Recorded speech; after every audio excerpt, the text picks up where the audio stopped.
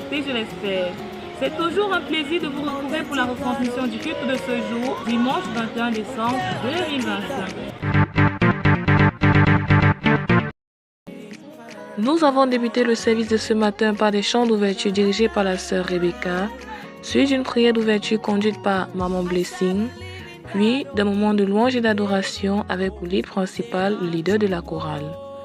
Nous sommes ensuite passés à la phase des témoignages, puis le serviteur de Dieu, l'apôtre Eric, nous a conduits dans la phase du message. S'inspirant du livre de Jean chapitre 15 versets 1 à 5, le serviteur de Dieu nous a fait savoir que, en cette saison, le Seigneur a brisé le protocole afin que nous puissions porter du fruit et que nous soyons bénis. Il nous a fait savoir que ce que nous avons à faire, c'est de nous lever avec la petite force que nous avons afin de voir la gloire de Dieu se manifester dans nos vies. Car le Seigneur nous a fait approcher de lui, nous faisons quitter de serviteur à ami, sachant que le maître ne dit pas tout à son serviteur, mais l'ami, lui, confie des secrets à son ami. Il nous a fait savoir qu'en cette saison, le bon arbre produit du fruit, mais que le mauvais arbre est coupé et jeté au feu. Il nous a dit que ce n'est ni une négociation ni une supplication, car nous sommes obligés d'être bénis en cette saison, nous sommes obligés de porter du fruit, car l'arbre qui porte du fruit, on prend soin de lui davantage pour qu'il puisse porter plus de fruits. Il nous a fait savoir qu'en cette saison, notre détermination est importante.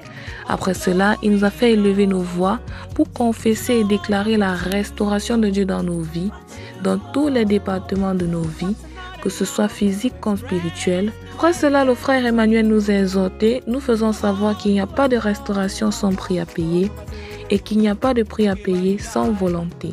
Il nous a fait savoir que si nous voulons manifester la bénédiction de Dieu en cette saison, nous devons être engagés pour que nous puissions manifester cette restauration dans tous les domaines. Également, il nous a amenés à élever nos voix vers le Seigneur afin de déclarer la restauration totale de Dieu dans nos ministères, dans notre vie financière, dans notre vie physique comme spirituelle. Bien-aimés, voici en quelques mots de ce que nous avons fait ce jour. Nous bénissons le Seigneur pour les vases qu'il a utilisés pour nous bénir avec sa parole. Donnons-nous rendez-vous la semaine prochaine pour un autre numéro. D'ici à là, portez-vous bien.